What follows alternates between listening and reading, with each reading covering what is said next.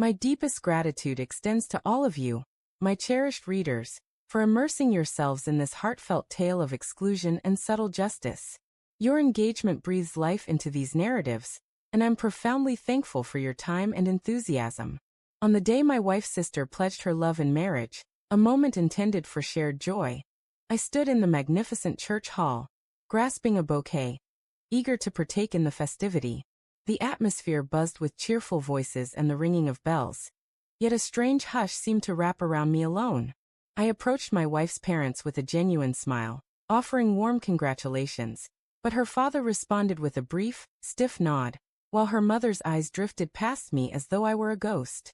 Turning to the radiant bride, resplendent in her ivory dress, I gently repeated my good wishes, only for her to look away, ignoring me entirely. The heavy gaze of countless eyes bore down on me, whispers weaving through the crowd, yet no one provided clarity, a seat, or even a fleeting gesture of kindness. It became clear, this wasn't a mistake, it was a deliberate act of rejection. Leaving the lively banquet hall behind, the sound of laughter cut into me like a cruel jest at my existence. My heart didn't quiver with sadness, but pulsed with the weight of being rendered invisible. As I passed a pillar in the lobby, I overheard two cousins speaking in hushed tones, unaware of my presence. Her father told us to act as if he doesn't exist. He's not really family, one whispered.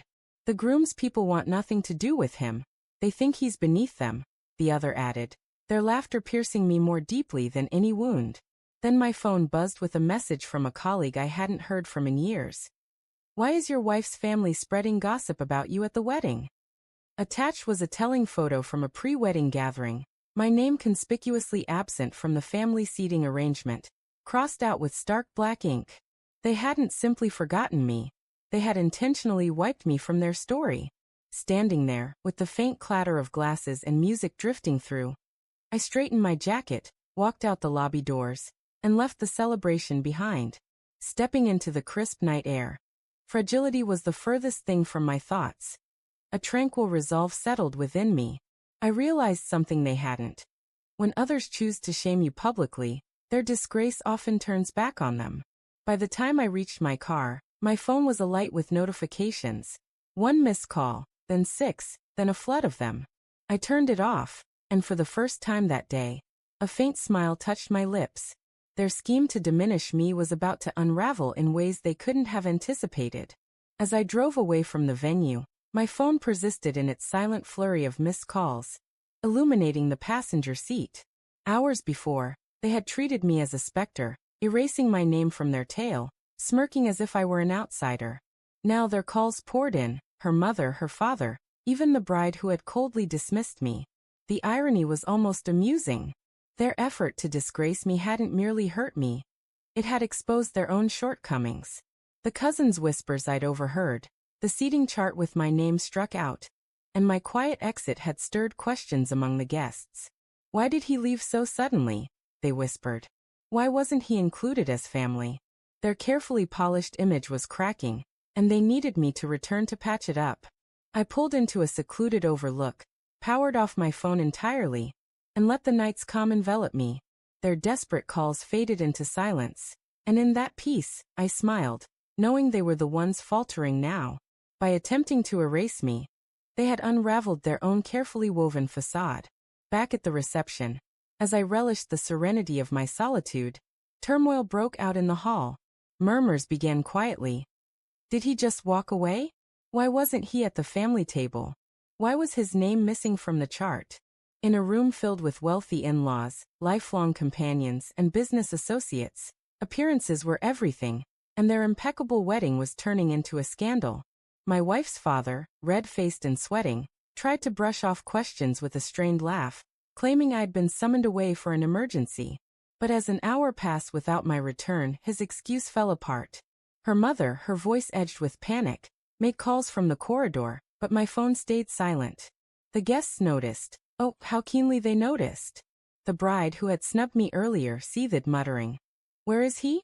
He's making us look terrible." But the truth was clear. I wasn't the one shaming them. Their decision to publicly exclude me had backfired, and now they were reaping the consequences. As they scrambled to preserve their narrative, The guests' whispers spread faster than any toast or speech, tainting their flawless evening. The longer I ignored their calls, the more their meticulously crafted illusion crumbled. Whispers grew into open conversations rippling through the reception. Some guests pulled out their phones, scrolling through social media, piecing together old stories about how my wife's family treated me. One relative remarked, not so quietly, "If they can treat their son-in-law this way, what does that say about how they treat others?" That comment sparked a firestorm across the tables. The groom's parents, fixated on propriety, quickly sensed the discomfort. They saw the tension, the missing face, the frantic murmurs, and they disapproved. My wife's father tried to deflect once more, fumbling over excuses. But the groom's father interrupted sharply. "We expected dignity tonight, not this embarrassment. What kind of family humiliates one of their own?" The bride's composure broke as she overheard. Cornered by her own guests, she lashed out at her parents in fury. "You said no one would notice. You said it wouldn't matter." But everyone noticed, and everyone was talking. Miles away, I gazed at the city's twinkling lights through my windshield, my phone still buzzing beside me. I didn't answer, because my silence spoke louder than any words I could have said in that hall. They thought ignoring me would erase me, but it had erased their honor instead.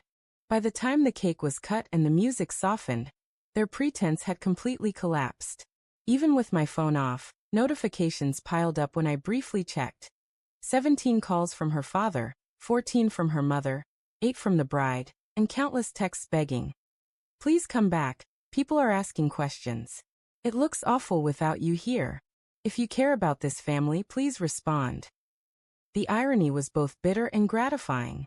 Hours earlier, I wasn't family enough to deserve a seat. Now they needed me to salvage their reputation. Guests pressed them with questions they couldn't answer. Why was he ignored? Why wasn't his name on the list? Why did he leave during the ceremony?